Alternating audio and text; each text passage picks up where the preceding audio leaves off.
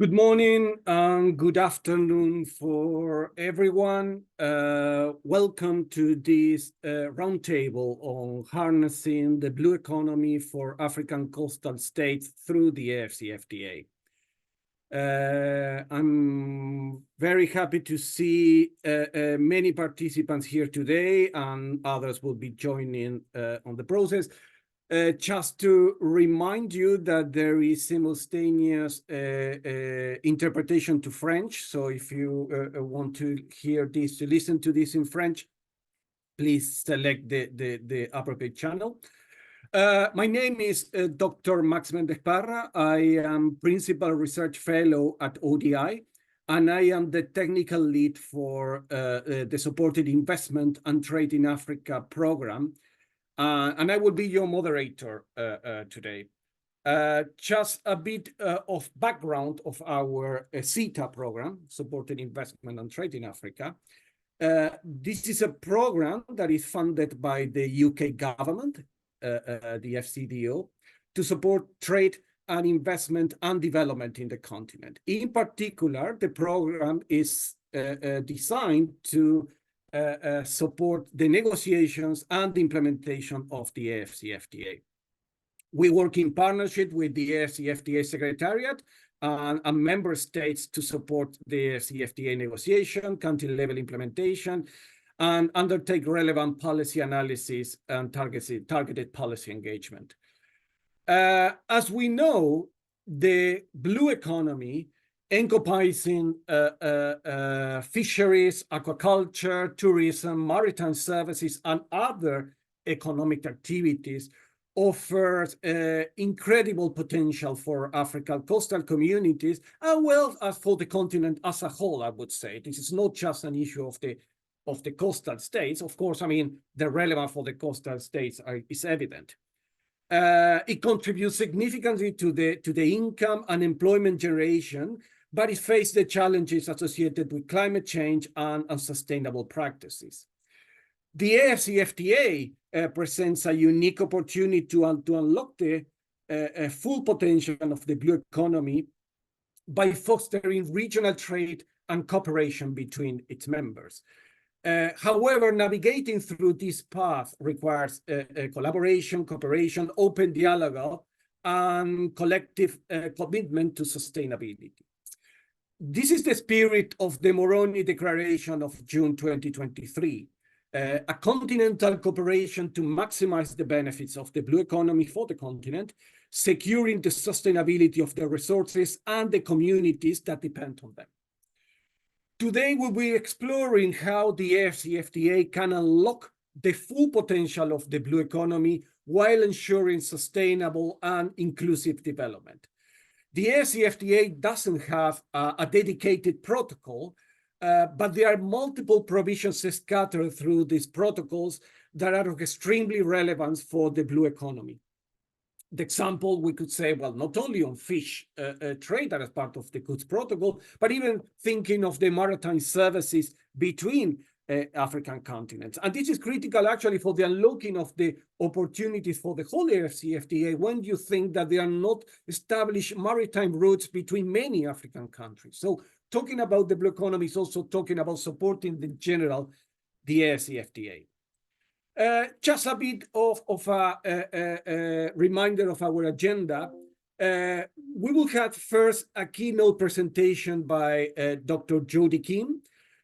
She's a leading expert on trade and climate, and she will be sharing valuable insights of an ongoing work that she is leading on how to leverage regional trade to strengthen coastal industry through the AfCFTA. Then we will open for questions and answers, where you have an opportunity to ask Jodie to clarify of her presentation. And then we will have a dedicated session for interactive discussion. This is where basically your voice matters, and we will explore country-specific experiences and crucial questions around challenges, opportunities, and solutions for the blue economy. I want to remember that this is an interactive session, and we will appreciate and encourage your active participation, sharing your thoughts, and ask questions. Your diverse perspectives are crucial to shaping these important conversations, and please don't hesitate to raise your hand and, or use the chat function to contribute to the debate. I would also like to invite you to join the conversation online. You can share your thoughts and questions and ideas about this event on social media by tagging us on @ODI_trade on X and using the hashtag AfCFTA Blue Economy. So now, without much further ado, I would like to welcome Dr. Jody Kim. Jody is a senior research fellow at ODI and a leading trade economist with deep understanding on the trade climate nexus. She has worked with multiple governments across the developing world, and her work has informed policies and strategies. Today, she will share her unique perspective of the AfCFTA potential for the coastal communities and industries across Africa. Thank you very much, Jody. Please, the floor is yours. Okay, great. Thank you very much indeed, Max, and welcome everybody, and good morning, good afternoon. So I'm just going to begin by sharing my screen with you, and I'm going to walk you through some slides with me so we can get into the subject at hand. So Max has already provided some great context as to why we're undertaking this analysis. As we know, just next week, the African Union will be holding their 37th summit. And of course, the African Union at the moment, the Comorian presidency has the Comoros, government of Comoros has the presidency of the African Union at the moment. So this is a really unique opportunity because, of course, the Comoros is a small island developing state.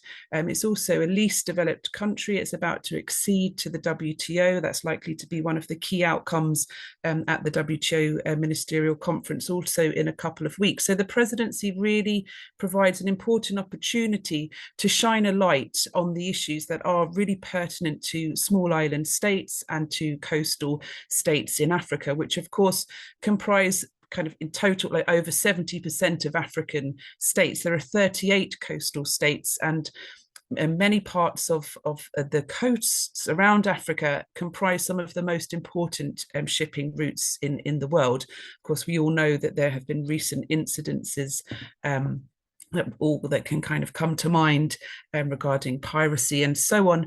But some of the small island developing states and some of the poorest countries in the world have not only some of the largest coastlines, but they also have some of the largest exclusive economic zones as well. But they, of course, have severe capacity constraints, and this kind of spills over in relation to issues regarding governance and so on. So there's extremely large potential there, but there's extreme capacity constraints as well that really do need to be addressed. And as we know, we've also got the challenge of climate change, and we've got kind of vulnerabilities to climate change, risks arising from storm surges and from low-lying coastal regions as well. So this is the subject at hand. So we're interested in what is the blue economy, what does it comprise, and then how can African states leverage the opportunities from the African continental free trade area in order to maximize the economic benefits, the social and environmental. And I think it's very important when we talk about the blue economy that we are the kind of more recognized definition is trying to move away from a kind of extractive approach towards an approach which is kind of more regenerative and more sustainable. So I'm going to kind of begin by unpacking what do we mean by the blue economy, and I'm going to refer to some of the strategies that are in place already for kind of set at the African Union level, but then also set by individual states. And then I'm going to zoom in and look at the relevant protocols of the AfCFTA as well. And then I'll wrap up with some discussion points. So let me move on to define the blue economy. What does it comprise, its value, and so on. So there are different estimates of the blue economy, its total value, but there was a very important study that was undertaken back in 2018 by the African Union, which estimated that it generates up to around 300 billion in economic US dollars, 300 billion US dollars in economic activities for the continent, and more than 50,000 jobs. And these numbers are just expected to kind of increase.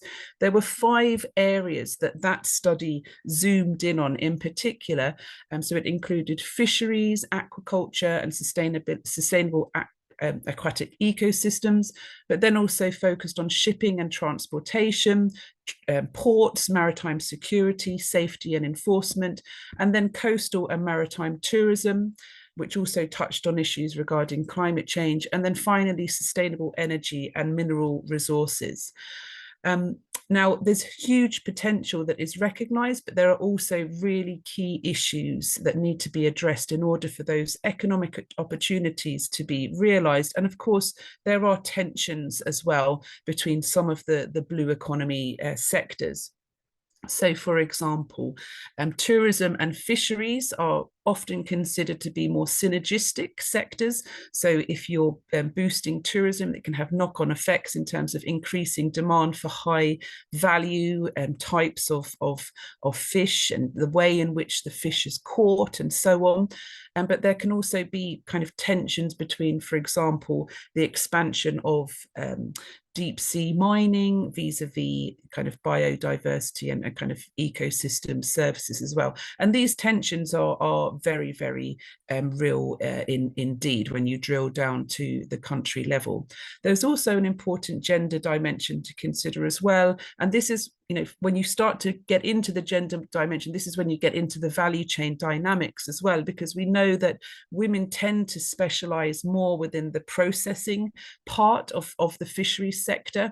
So of course, if you're developing the fisheries sector and expanding the value chain, this will have knock-on effects on female employment and so on. So it's really at that kind of, you know, that part of the value chain dynamics, this is where the role of the AfCFTA really comes into play, because we know that the bigger objective, of course, is of the AfCFTA agenda is to really shift Africa's position in value chains and boost intra-regional value chains, boost value added, and so on.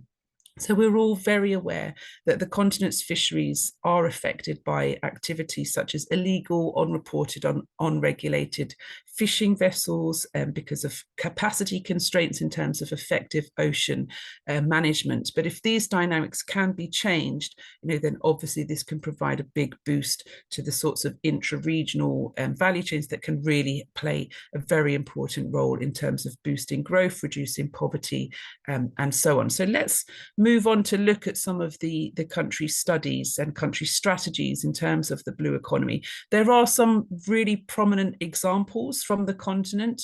And as you know, back in 2018, there was a really important summit that was held in Kenya. So the blue economy is getting, you know, the focus on it is increasing all the time.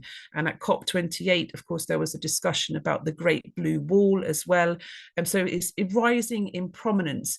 But from our review, we can see that the links to the AfCFTA do need to be more clearly articulated. From the review that I've undertaken so far, I can only see that the Seychelles has linked its kind of blue economy strategy to the AfCFTA in some detail. So there's still some way to go in terms of linking the two. And of course, you know, this is, again, you can put this down to capacity constraints, the need for greater sensitization. You know, this is why we're here today at this meeting. So I just want to zoom in now to look at the Southwest Indian Ocean in a bit more detail. And this is the part of the world in which Comoros is located. And it does include some countries with the longest coastlines, not only in Africa, but also in the world. So we've drilled down to look at their blue economy strategies. And you can see that you have kind of what are called more traditional sectors like fisheries included, but then you also have movement into kind of non-traditional or new industries like marine biotechnology and so on. As I say, when we've reviewed these strategies, we can't see very strong links at the moment in terms of the relationship to trade policy more broadly, I would say, and then in particular the kind of role that the AfCFTA could play. And this is in a much more kind of strategic sense in terms of boosting intra-African value chains and boosting a kind of African value added and so on. And as we know, within the AfCFTA, kind of processed fisheries has been a little bit of a sticking point there in terms of rules of origin, and the Seychelles in particular has been pretty vocal on that front. So in terms of how the AfCFTA can help, obviously there is already the existing protocol in relation to trading goods, and we've also got kind of dispute settlement, sanitary and phytosanitary standards, and so on, issues around non-tariff barriers. That's already these are already included there in relation to the phase 1 of the AfCFTA. So we've just kind of begun to match the relevant protocols to the relevant sectors. But then, of course, there is quite a lot of kind of unfinished business as well, and we're yet to see the full outcomes and also indeed the text of relevant protocols. And this is why we're all looking forward to the summit that is happening next week, because we can see very clearly that the protocols on investment, on competition, on intellectual property, these are all going to be relevant. And in addition, the additional protocol on women, given the gender dimension that I've mentioned in relation to the fisheries value chain. So I think it's important that we look at what's included already within the AfCFTA, what's coming in the future, but also what is not yet included and not yet considered. And we can see, if we look at the continent and we situate the kind of regional trade agenda and the dynamics and the aspirations, if we kind of take more of a bird's eye view and reflect on how the continent is approaching these issues compared to others, we can see that there may be need for greater kind of consideration on a dedicated fisheries chapter, a kind of common fisheries policy as well, in order to achieve sustainability objectives. So this is also one part of the study, which is kind of to take this more kind of global perspective on the issue. And then I think just more generally, we know that the blue economy, we know that African countries have the aspiration to develop it, but you can't always see those aspirations translated into strategy and policy documents. And then, of course, when they are, we can see that there are kind of the links to trade policy, and in particular, the role of the AfCFTA may need to be more clearly articulated. So I hope we can get into some of this discussion here today. And of course, as Max has alluded to in his introduction, the issues around the blue economy, maritime transportation, ports, efficiencies, so these are not just relevant for coastal and small island developing states, but they're also very relevant for landlocked African states as well. So overall, around 90% of total imports and exports into Africa are coming through maritime shipping routes. So if these trade routes, if they can be strengthened and so on, this will inevitably also help to boost intra-African trade and the role of the AfCFTA more broadly. And so I think I'll wrap up there just with these kind of few points in terms of looking ahead. And I think, again, it's just to reflect on, what's already included with the AfCFTA, what we know is coming, but also for us to think about, but what also could be included in the future in order to really strengthen these linkages and provide the boost that is so urgently needed in terms of hitting, other development goals as well. So thank you, Max, and look forward to getting into the Q&A session.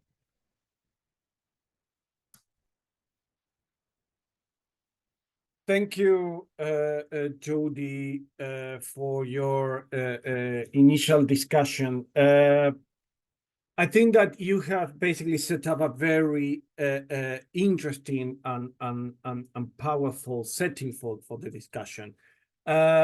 Clearly, I take from your presentation, I think what is critical is, well, the importance of the blue economy for Africa. And I get these numbers, I mean, $300 billion and 49 or 50 million jobs generated. I think that this is very important to consider the need of job generation that Africa will need in the future, that is estimated at something around 20 million jobs a year. So this would definitely not constitute the whole answer to it, but definitely will contribute to this. So I think that this is something to bear in mind.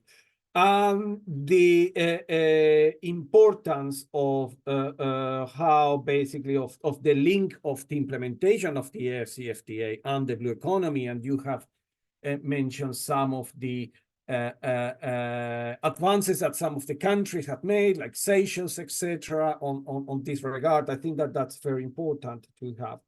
I think that it's also very interesting that, well, you first highlighted the what is included in the protocol, basically highlighting what is included in the goods protocol, also in the services protocol on phase one, also what is also included in the other protocols like investment protocol and the women and youth in trade protocol that is in discussion, given the importance of women in the blue economy. But I think that what is very important to highlight is that you also took some time actually to talk about what is not included in the different protocols of the AfCFTA. And you mentioned a couple of points. I mean, definitely the point I raised earlier, and you pick it up, I mean, association with the development of maritime routes between African countries. I think that if you want to send a container from Ghana to Kenya, for example, it's very likely that it's going to go first to Singapore or to Europe rather than go straight to Kenya, or even, I mean, passing through any other African port. And this is because there are not regular maritime routes between many African countries. So this is something to take into consideration. But then the point about the lack of a common policy on fisheries in Africa. I think that this is also a complicated point. Basically, we need to bear in mind that fishes don't recognize borders. So clearly, the reason why probably you need to have a common policy for fisheries, because basically this is a shared resource. I mean, you cannot claim this is my fish, because the fish will eventually swim actually potentially to other places. So this is potentially the relevance to this. So I think that this is quite important. So let's see whether we can go a bit deeper into the discussion. You mentioned specifically the point about the rules of origin in issue that Seychelles raised. Can you maybe briefly sort of, for those that maybe are not entirely on that point, maybe summarize basically what is the point that Seychelles is raising in relation to it?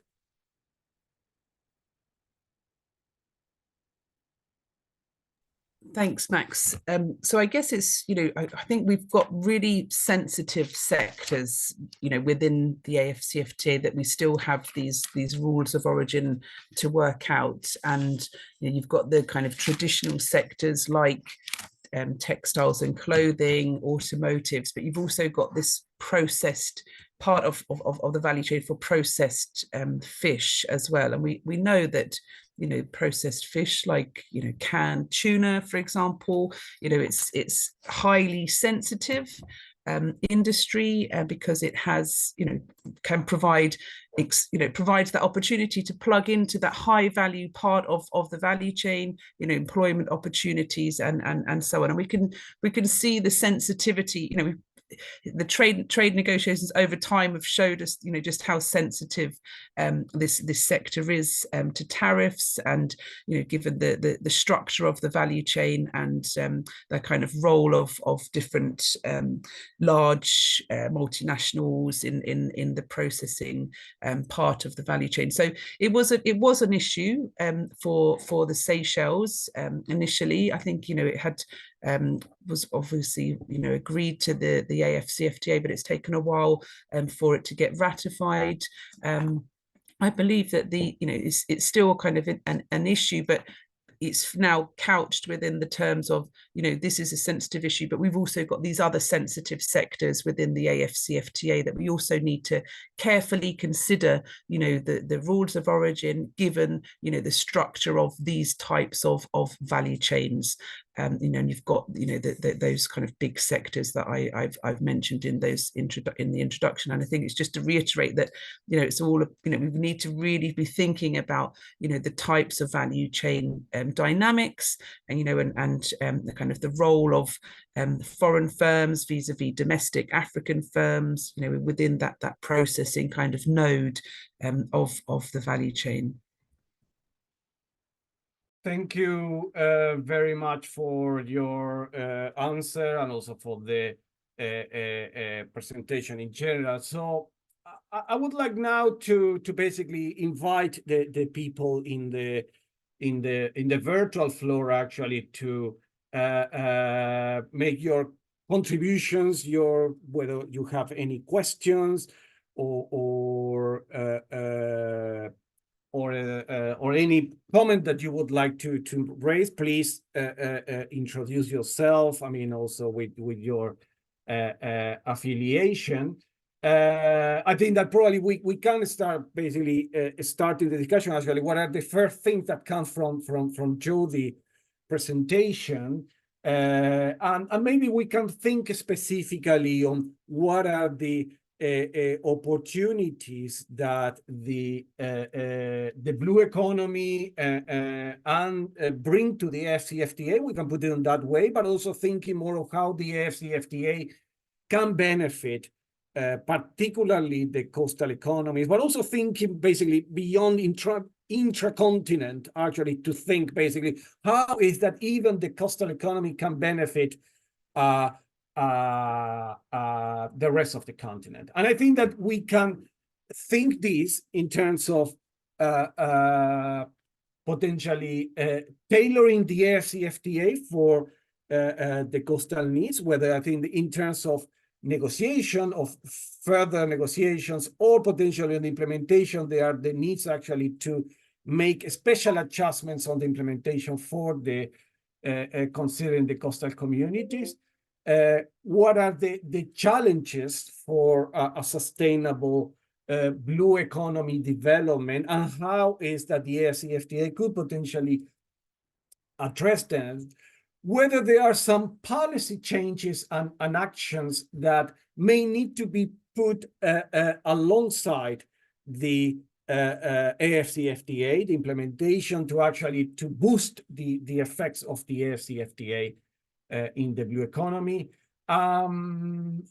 Potentially, what are the specific the collaborations that we need to consider with particular stakeholders to achieve sustainable development. Potentially also think, maybe it's open to discussion, whether this is also calling for having a dedicated protocol on blue economy in the AfCFTA. I think there are definitely discussion at the African Union, but basically one thing that we might need to consider is whether the AfCFTA may need to have a protocol on blue economy dealing with the basically issues such as fisheries and a common fisheries policies. So these are potentially the things that I am throwing to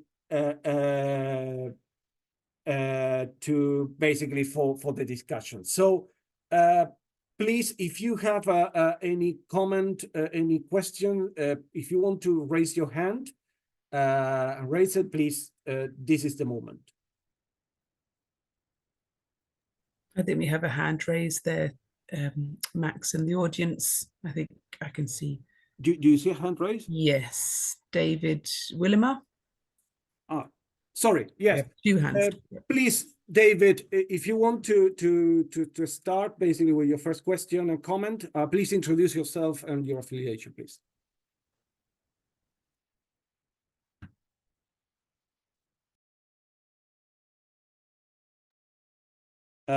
We can't hear you, David.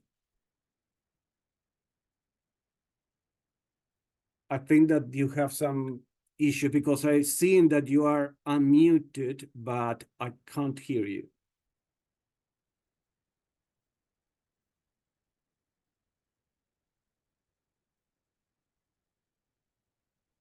Okay, maybe we can go to the next, maybe if you sort out later the issue, we can go. Maybe to, I'm seeing Gagaleshlusha07. Sorry. Yeah, please go ahead. Okay, thank you so much. Pleasant morning. My name is Gegele Olushala. I'm speaking from Nigeria. I'm the CEO of Premium Blue Economy Innovation and Investments in Nigeria. And my questions that I put on in the chat is I'm actually looking at it from system dynamic approach that all nations in Africa needs to look at. First, realize that we have to work on zero waste if we want to achieve sustainable blue economy, as been defined by the creator of the blue economy with his book, Professor Gunther Paulin, right? I work closely with Gunther Paulin, right, in Nigeria, right? So as you realize, you are aware that we have a dedicated Ministry of Marine and Blue Economy in Nigeria right now. And my area, we're actually looking at, when I mentioned about the system dynamic, for us to achieve the targeted of the employments. When we're looking at 20 millions, it's not just going to come easily with what we have if the ocean is not sustainable. So what are the things we need to put in place? What are the policy for us to see in terms of innovation or blue innovations that needs to come from the land, which would realize that the green economy is not actually sustainable for us to achieve the blue economy, but we still need to work with the blue economy. We still need to work with the green economy in terms of the waste that ends in the landfill. How do we turn it into opportunity that affects the ecosystem of the oceans? We know that the aquatic life in the oceans are worried with the rate of plastics.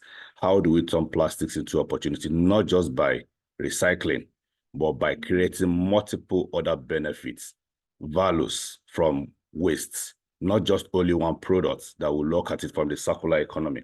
That shouldn't work for the blue economy, but we should actually look at it from the regenerative of adding more value. So that's why I mentioned about the system dynamic that is being widely taught in MIT, needs to be adopted in every continent, and all around the continent in Africa, if we want to achieve this. So what are the low-hanging fruits that each country needs to work locally? Because it's been defined that how do we utilize our local resources to create sustainable blue economy, not look at it from, we don't go on imports. For example, what we are doing with Professor Gunther right now in Nigeria, it's how to build a green shipping in partnership with a company in Taiwan, Novtel. So what Novtel is actually doing is they've tested around as the second decarbonized ship that move around the world. Is called MS Porima. That's move around the world, is using hydrogen and airborne technology from SkyCell in Germany to power it. We realize our only solar panel on the ferry, it's not going to be sustainable, but we need to look at it for what do you have in different community, which we know every continent in Africa every country in the Africa is blessed with good water, but how can we use the water to create hydrogen and train people on how to build fuel cell technology with electrolysis?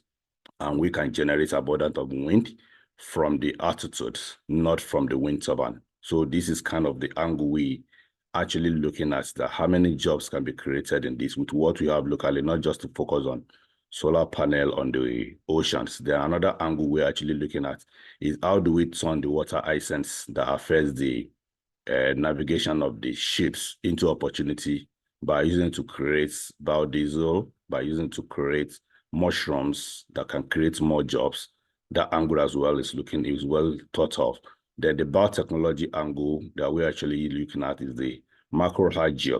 How do we turn the macroalgae? We know that India and Brazil are much focusing on a lot of sustainability solutions on the microalgae for jet fuel technology and malnutrition. So that angle, how do we use of what we have locally in different countries that we see opportunity? It's not just only about the oceans. What about the landlocked countries in Africa that want to benefit that? There should be what we need to carry that along, that they have comparative advantage for that can lead into blue economy. So let me give you the final example of what I'm actually looking at. Yeah, please. I will ask you whether you have a question or if you can finalize. So yes, it's a question. So thank you so much. So the question is, how do we turn wastes or into opportunities in the blue economy? Thank you. Thank you very much. Maybe I will collect another participation from Papagora, please. I see you that you are also, your hand is up. Thank you very much. Hope that you hear me very well. I would like to thank Odie and also Jody for her presentation. And I'm really happy to participate in this workshop on harnessing the blue economy, because these topics is in line on our work in the fisheries sectors and trade for more than 20 years, when we are looking to see how really the trade policies or related trade policy could really impact positively the sustainable management of fisheries resource. At this time, I was based in West Africa, but now I'm the senior fisheries and aquaculture officer at FAO, head coordinating here, FAO Somalia, coordinating here the fisheries sectors. And what is really missing in your presentation is when I consider this country, Somalia, which is now the longest coastline in mainland Africa. Approximately, we have more than 3,300 kilometers, and the economic exclusive zone is one of the biggest. Just to highlight the potential we have here in blue economies, very huge and still untapped. But the government is really aware about this potential. That's why we have some positive change. We've now at the federal level, we have the Ministry of Fisheries and Blue Economy. We already have also at national level, national blue economy strategies. And, but as I said, the potentials we have on blue economy remain untapped. The production is still low, less than 100,000 tons, and we have a potential in this Indian Ocean, but also in the Red Sea, because Somalia is situated on these two parts, the Indian Ocean, but also the Red Sea on the north. We have a potential of production in terms of fish more than 500,000 tons. And but the contribution of the fisheries and on the blue economy and on the GDP or the national economy remain low, because we are facing some challenge, of course, the security challenge, but also lack of capacities and many lacks in terms of infrastructures and other fragility challenge, exacerbating also the environmental and climate shock here in Somalia.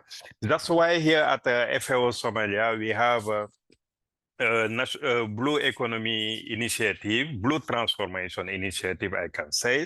And FAO Somalia is really trying to have a leading role for the blue transformation here in Somalia. The context of Somalia is favorable now for investment policies and strategical advantages with the geographical location and the potential we have in the fishery sectors and all other related sectors related to blue economy. So at FAO Somalia, this blue transformation initiative emerged as a holistic and strategy that integrate marine and inland fisheries. Because inland fishery, because we have 2 permanent rivers with 10,000 kilometers squares of permanent waters, and the potential we have also for aquaculture, and is integrating also the sustainable management, the value chain, and the infrastructure development. That's why FAO Somalia also aims to play a leading role in a dynamic and robust blue transformation, positioning Somalia as a regional leader in sustainable fisheries management and aquatic food system. And this vision align also with the broader development goal here in Somalia. And that's why we are working, implementing many programs aiming to upgrade the value chain, to bring more positive change in the policies and governance reform, and implementing also this national blue economy strategy besides the government at the federal level, but also as a federal member state. Just to agree that these policies, particularly the trade policies, access of market, could really be helpful if we want successfully achieve sustainable management of fisheries resources. We have to link access of market and access of resources if we want really the potential on blue economy to be really internalized and also to be helpful for the economic development, the social development of the country, but also to bring more sustainability on the way we are producing. And that's why also FAO is working with the neighboring countries to enable the private sectors to have access of this regional market, which is the first target of the national private sector we have here, considering that the production we have for now is not even enough for supplying the national market, but in terms of adding revenue and value, the opportunity for investing in these sectors are really huge, and Somalia government is now open to welcome particularly regional investors from the neighboring country to take this opportunity for helping really to take advantage of this geographical position, but the potential we have, but also to help really for the development of this country. Let me stop on this, but just to say our interest to participate in this, we have some ongoing studies on this area of blue economy and some ongoing projects that are implemented now. But I think that later we can have the opportunity to come back on details on what is going in this country. Thank you. Over to you. Thank you very much for your contribution. I would like now to give also the floor to David Williman. I think that he tried to join earlier. So please, David, go ahead. Thank you, Max. I hope I'm audible now. My name is David Willema from the Institute for Security Studies. We are a Pan-African think tank based in Pretoria, but with regional offices across the continent. And I work on maritime security and ocean governance and blue economy issues. Thank you, Jody, for the presentation. Two quick questions from me is most of the state of play currently across the continent, if you look at the blue economy in quotation marks projects that are happening, they're more so geared towards an ocean economy that is more focused on development than it is on the environmental protection side. I think the island states could be leading in that regard, in harmonizing both. So my question truly is, yes, we understand the policy in terms of the need to harmonize environmental sustainability with economic development. But how do we ensure that we capacitate and strengthen the capacity of our governments within the context of the AfTA, because that is a very trade-driven agenda to ensure that the environmental sustainability side is included in a manner that is also inclusive of coastal communities, because I think South Africa is a case in point in here, and the port developments along the east coast, Kenya, Tanzania, that in many cases local communities tend to be displaced to make way for these massive infrastructure developments. So how do we really harmonize that on the ground and ensure that local communities as well as youth populations are included? The second one is regarding the issue of fisheries. I think we understand that African waters are the most depleted in the world, and not to name and shame, but the culprits in that are usually, you know, China and some European countries. But then, how do we, as a continent, engage in this discussion on sustainable fisheries at a global level to ensure that our interests are protected? I think for me, part of that would include an understanding of what IUU fishing truly entails. And I think there's a divergence in understanding of IUU between the African Union, for example, and the EU. You only need to look at the definitions to truly understand that there is a difference there in that regard. And I think there's room for conversation about how we can engage in that conversation with a common understanding in our interests. I'll leave it at that for now. Thank you. Thank you very much, David. And I think we have three initial points that I will try to summarize and then give it the floor to Jody to react to them. Just for everyone else, I mean, if you want to start thinking of contribution for the next group, please start doing it.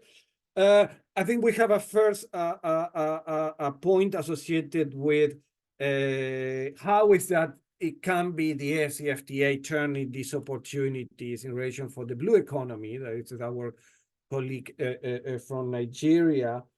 Then we also hear about the opportunities and also the challenges that Somalia is facing, and in terms of development is fisheries, given the huge coastal the shore and also all its water it has. And then we have David that basically he brought two important questions. The first is basically the sort of debate between trade and sustainability, that he perceives that the AfCFTA is more focused on the first aspect, but how is that you can bring together this the sustainable part of angle of that.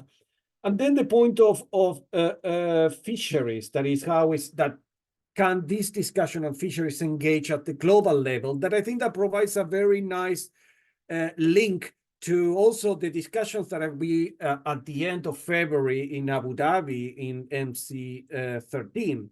So I think that also these are an element that we didn't mention up to this moment, but I think that clearly while we are discussing this, in 2 weeks' time, there's going to be a discussion more on the trade side, on fisheries in Abu Dhabi. So Jody, please, if you want to react to this. Thank you very much indeed. Thank you for all of the questions and the comments, really, really helpful and very thought-provoking as well. So just to pick up on the first question about, which was more kind of related to the circular economy. And I think it's a very important point, you know, thinking about how the kind of blue economy interacts with, you know, kind of more land-based activities. And so I think really getting into the circular economy aspects there is pretty critical, and, you know, having very you know, good policies in place, but also it's coming down to, you know, specific tariff lines as well, you know, for different types of waste. I understand that there are discussions on these points at the moment within the different groups at the WTO, but obviously only a handful of African countries are members of the trade and environmental sustainability structured discussions. So there are big questions about how those discussions then translate into action at the AfCFTA within the context of the AfCFTA. So I would say, you know, if there were to be a dedicated blue economy protocol, then these sorts of issues should be, you know, very much kind of brought in there and explored further within that context. But I think it's a very important point there about that interaction, which is critical. And then thank you very much also Papa for joining us. Another comment there about, you know, not forgetting the role of the private sector and ensuring that the private sector is on board, you know, sensitized, aware of the opportunities, but also, you know, about the need to ensure sustainability and whatnot. And I think that kind of leads us on to the kind of third points there that were raised by David, because of course there are risks, you know, if, you know, the AfCFTA is boosting intra-African trade, and, you know, this increases it could exacerbate in some ways it could begin to exacerbate existing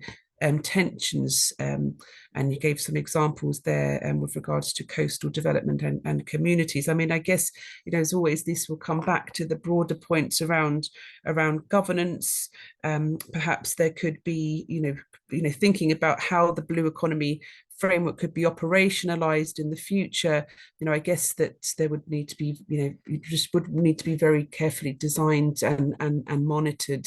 And I think that there are some good examples from country level strategies in terms of, you know, developing roadmaps and performance indicators. And I think South Africa's been quite prominent in that respect, but I think it's not easy, and there will inevitably be challenges to overcome. And then this final point about the fisheries at the multilateral level and the IUU illegal, unreported and unregulated, I think.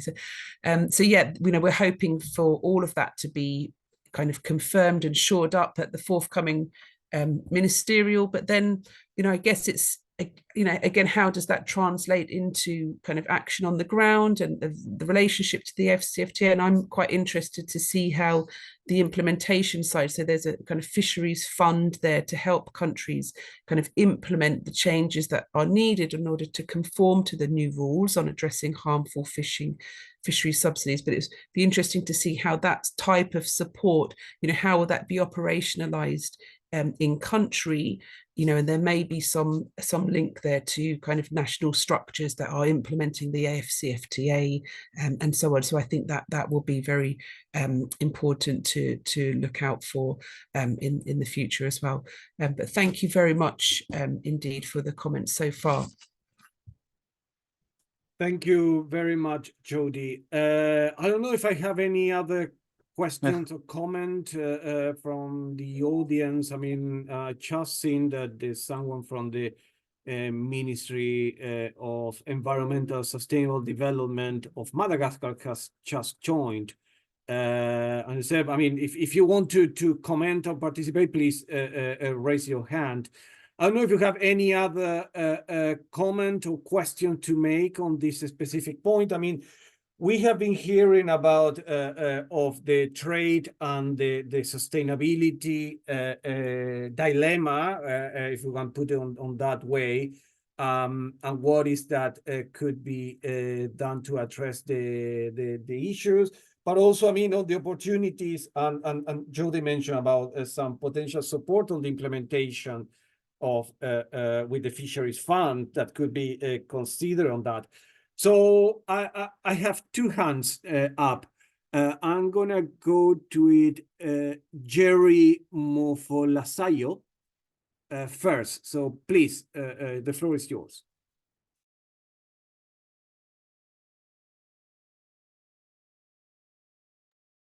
Jerry, if you are talking, please unmute.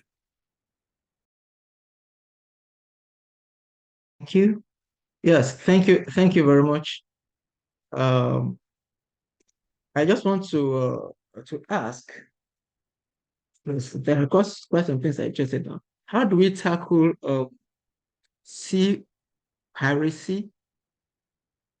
And I also want to ask, according to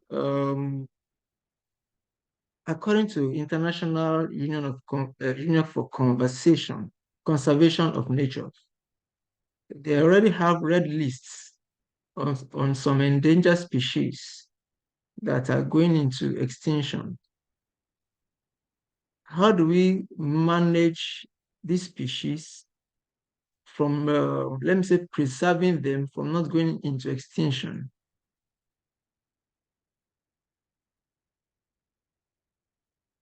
Thank you. Thank you very much, Jerry. I would like now to give the floor to Juliet Lassman, please. Thank you very much, Max and Jody for the presentation. My name is Juliet Lassman. I'm a policy analyst at the Organization for Economic Cooperation and Development, the OECD, and we've been working now on the blue economy for several years, focusing on the issue of local authorities and of water security. I just wanted to make a point, it's more of a general point there and for consideration than a question. When we're talking about the importance of balancing sustainability and trade, actually local authorities can play a very important role. They have the competencies in tools like land use planning, waste management, we were talking about the circular economy, water and sanitation, all of which really have an impact on the blue economy because they affect water security. They also have a lot of competencies in subnational investments, and they can affect this issue of the impact on local communities, as was mentioned by previous speakers. So we see that local authorities have a great potential for balancing these sustainability and trade dimensions. This is why, amongst others, we've set up this program on cities and regions for a blue economy. And going back to the point on capacity that Jody made earlier, which is a really key pinch point, I think across the world, but especially also in Africa, relating to this point, we recognize that local authorities, especially in continents like Africa, where there's a lot of there's not as much decentralization than what we see in OECD countries. We see that local authorities sometimes are left to deal with these issues on their own. And this is why we've set up a program on the blue economy in cities and regions to support cities and regions in developing resilient, inclusive, sustainable and circular blue economies. If you're interested in more information, I will leave the web link and my contact details in the chat. Thank you. Thank you very much, Juliet. I have a question that have come in. I'm going to read it. I don't have who brought this question, but basically says, well, good morning. Thank you for a great presentation and for an interesting discussion. African port infrastructure lags behind the rest of the world, which may present one of the main obstacles when it comes to taking advantage of the AfCFTA. Similarly, most shipping around the continent is, for the most part, done by foreign businesses. This area is receiving some investments, but can African states improve the infrastructure in time to get full benefits from the AfCFTA? Furthermore, do you think the maritime security environment is conducive to the development of blue economies, and is enough being done to improve it? Thank you. So I don't know, Jody, if you received that, but clearly we are returning to the first initial point reason by Jerry about piracy, that is definitely a critical point, and I think that we are returning to this point about with the security aspect. But I think that also this question associated with infrastructure, with the maritime routes, and we are coming back to that point that was risen earlier. Also, Jerry mentioned about endangered species and how is that they could be managed. I think that probably we could say talk about in terms of how is that basically the AfCFTA, or eventually what is that could be done actually to prevent, while at the same time potentially benefiting from them, preventing the depletion, have a good management on them. And then Juliet also raised the point about of the let's call it the circularity between trade and sustainability. So clearly this is something that fits each other. So it's not that linear. So basically probably a debate is not more a debate, but actually more of a dialogue, and eventually how to start that circle. And also reason the point of the local authorities of many African countries in dealing with some of these aspects of the blue economy. And this is something that normally is overlooked at in negotiations, because we are talking about countries, between countries. Maybe in some countries there could be some higher divisions like states, etc. But we forgot that sometimes some of the levers associated with assuring the sustainability of the blue economy lays on the local authorities. So Jody, please, maybe you want to comment and answer some of these points. Sure. So thank you very much indeed for those very interesting questions as well. I mean, I think the big question around piracy, I mean, it is a very tricky subject. I think there are just different drivers as well. You know, you can think of different examples from different countries in Africa where this has been an issue, and the kind of different drivers there of the threat. And I think it, you know, a lot will depend on political will, but also just trying to address those different drivers and the underlying reasons, which can obviously be quite difficult to untangle at times, but nonetheless they tend to be there. But with regards to the trade in illegal and kind of at-risk species, there are conventions there. So CITES is an international convention that does try to address those sorts of issues, and UNCTAD and others are quite involved in trying to encourage countries to sign up to that convention. And then, of course, all of the issues around local governance, you know, the kind of local level authorities when it comes to the circular economy, would completely agree with that point as well, which means that I think when we're getting into our analysis, you know, I think we will have to include, you know, some kind of comparative case studies as well in order to kind of draw out and highlight those points. Just a final point in relation to the question about port facilities and investment and infrastructure. I mean, as we know, you know, we're awaiting the kind of full implementation of the investment protocol of the AfCFTA. But again, just wanted to make this point that there are also important discussions on investment facilitation at the WTO, and this is again likely to be an outcome of the forthcoming ministerial. So it will be interesting to see, you know, if kind of African members that are WTO members, when they've signed up to that investment facilitation, you know, how will this interact with the AfCFTA protocol, and then how will this have the kind of knock-on effects then in terms of boosting investments in infrastructure. So we're yet to see how this will all kind of play out, but we should hopefully know the results, you know, fairly soon in terms of the direction of travel on these fronts. So thank you very much. Some very, very useful points, I think, Max, as we move ahead and we you know, kind of deepen the analysis and maybe useful to maybe have a follow-up conversation at some point in the future as well, once we've got the kind of full results. Thank you, everyone.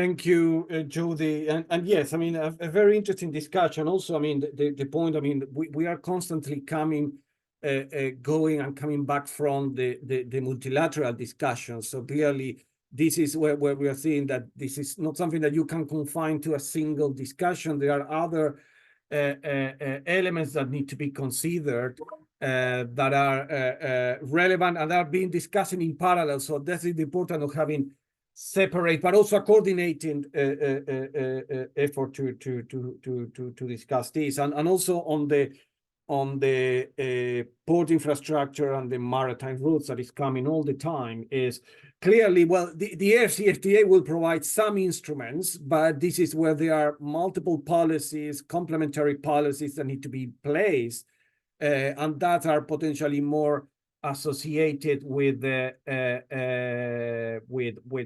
domestic policies, etc., to take advantage of the AfCFTA. I'm going to take more questions. I don't have any hands up. I have one point in the chat box that says, while habitat loss and pollution are significant factors in the decline of some species of fish, the greatest threat is overfishing. How do we control overfishing? Well, I mean, it's something that you have already addressed. But I have two hands up. One is Rado Rakotosoa. So if you want to have the floor now, please. Yes, thank you for giving me the floor. I'm Rado Rakotosoa, Director General of the Blue Economy in the Ministry of Fisheries of Blue Economy of Madagascar. So it's a pleasure to participate in this meeting. And thanks also for your good presentation about the situation of the blue economy in African coastal states. So my question is about climate change. How do you think about what is our strategy, what this serious impact of climate change? Because each year, every year, if we take the case of Madagascar, we have at least 4 or 5 cyclones, and the impact of those cyclones are very dangerous for our blue economy activities. So, because if we talk about trade and AfCFTA advantages, so we need also to think to overcome what is. Do you have a strategy about climate change? That's my question. Thank you. Thank you very much for your question. The next person I have online is Dirk William Tevelde. So please. Yeah, good morning. And thank you, Max. And I'm listening to the excellent points and discussions. So I suppose we're looking at the links between the blue economy and the AfCFTA, and as Jody has been outlining, that the blue economy strategies of range economies do not necessarily look into much details on how the AfCFTA can boost their economy. And I'm wondering also the other way around, because we've now had a range of AfCFTA implementation strategies being drafted with the help of various programs and so on.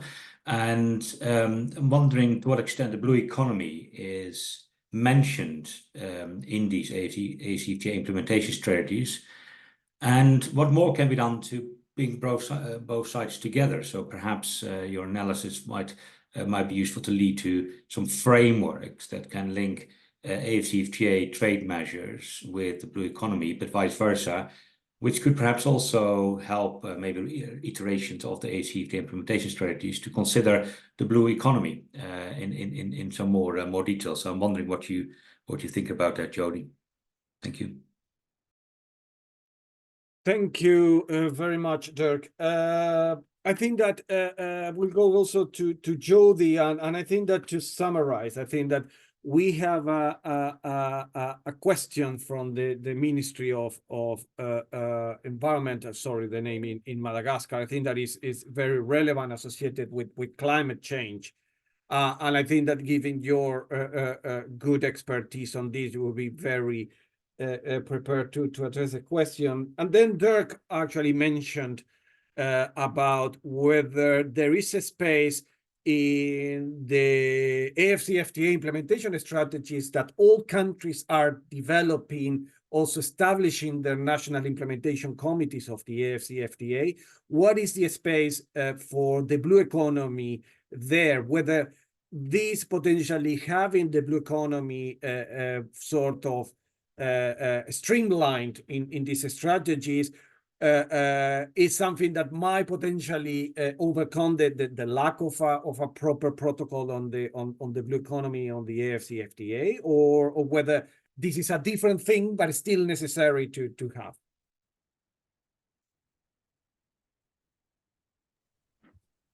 Thanks very much indeed. So I'll take the kind of first question about the interaction with climate change. So as you know, at COP28, or you may not be that familiar actually, but at COP28 there was this big push for consideration of a blue wall.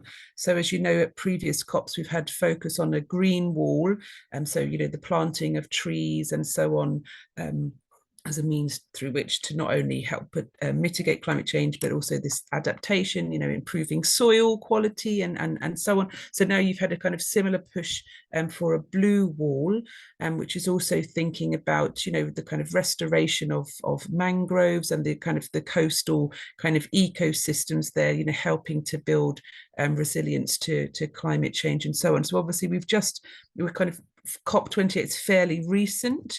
But this was a big, you know, a kind of an ambitious project that was launched at COP28. So we're hoping, you know, that this comes to kind of its full fruition and gets just as much as attention as the kind of land-based activities like the green wall has. So I think it's just a case of kind of a bit of watch this space at the moment.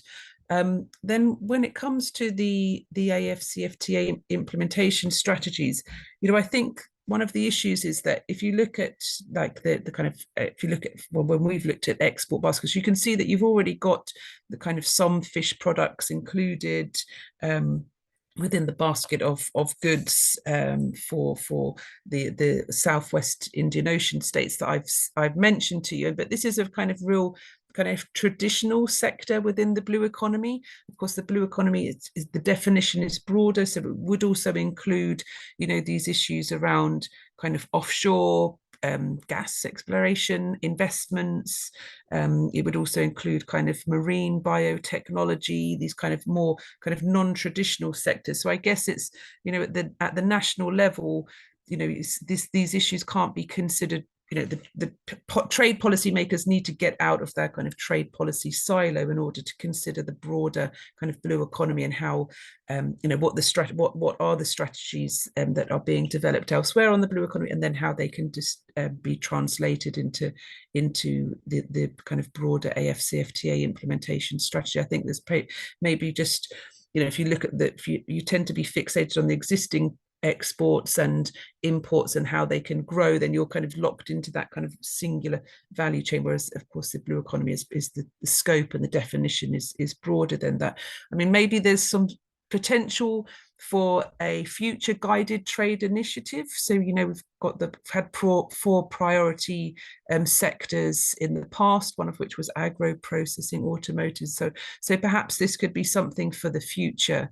And perhaps, you know, a traditional blue economy sector, but also maybe the non-traditional sectors. And so just a final point is, once the kind of outstanding protocols, once these are fully implemented and ratified, whatnot, you know, once the investment protocol, you know, maybe then these blue economy issues will become more prominent as well, once the kind of implementation strategies also change to take into account the phase 2 protocols and so on. So they're my kind of initial reactions, but very thought-provoking questions and comments. They're very helpful. Thank you.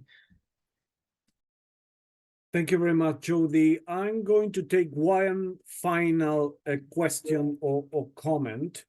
I have one comment that is says aquaculture will reduce overfishing and we need to apply air bubble technology like dolphin to catch fishes rather than net.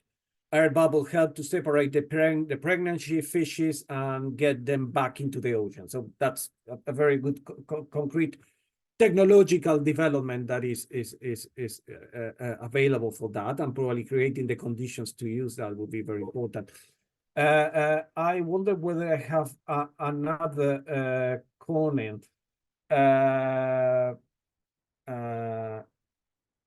hear someone that is, I'm learning of the AfCFTA for the first time. Okay, could you kindly give a brief background on how ODI is related to it?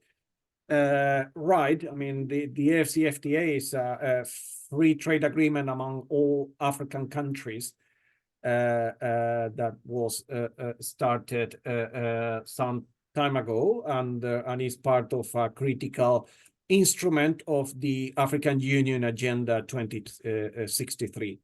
And ODI is supporting with the support of the UK government on the negotiations and the implementation of the agreement. So I have a final comment, a question. Are there key levers and stumbling blocks to accelerate decarbonization and adaptation within ocean-based value chains? If yes, how do we tackle them? Judy, can you answer that briefly?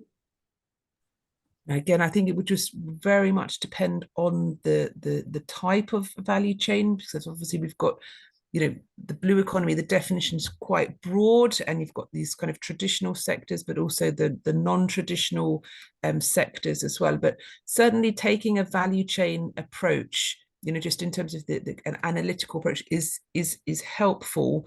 But as I say, it's, you can also maybe have a bit too of narrow of a focus as well. So I think it's coming back to the earlier point about this need for, this more kind of systems-based approach, which one of the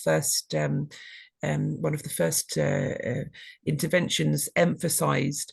So I think it's just going to depend on different country contexts as well.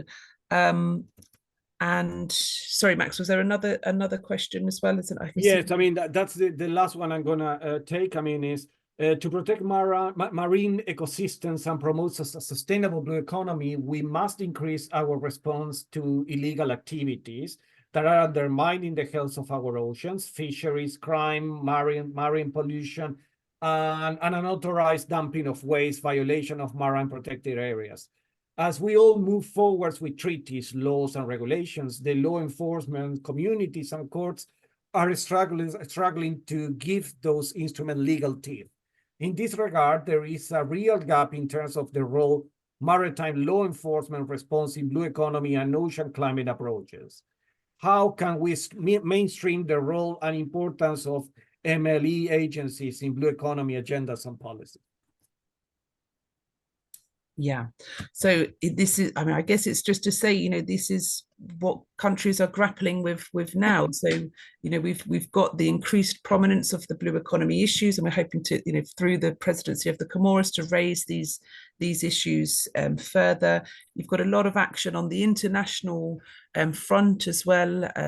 I've mentioned the blue wall, that COP28. This is also thinking about expanding the kind of protected maritime zones as well. But of course, these do, in addition to protecting and enforcing your exclusive economic zone, there is a need for capacity, human resource development, training, knowledge, skills, education as well. And there are examples of from elsewhere of kind of research institutes that are designed to help countries overcome these capacity constraints as well. So I think it would be helpful for African policymakers to learn how other regions have also grappled with some of these issues as well. So we were hoping to bring in some examples from the Pacific in our report, just to provide some guidance on these sorts of questions. Thank you very much, Jody, and thank you all for your contributions. They have been very interesting discussion. These have been extremely enriching, and basically it's highlighting a very complex aspect associated with the blue economy. And we have explored some opportunities, challenges, and some potential solutions, some within the framework of the AfCFTA, but other clearly we understand that it is not going to be enough with the AfCFTA to address many of these issues. I want also to thank again to Jody. We are also looking forward for the final report that you're working on it, and I imagine that some of the contributions that have been made in this session will be very useful for the report. I mean, we have here many interesting discussions. I mean, we have been talking about specific technologies to address the sustainable aspect and climate change. I mean, the challenges of specific countries on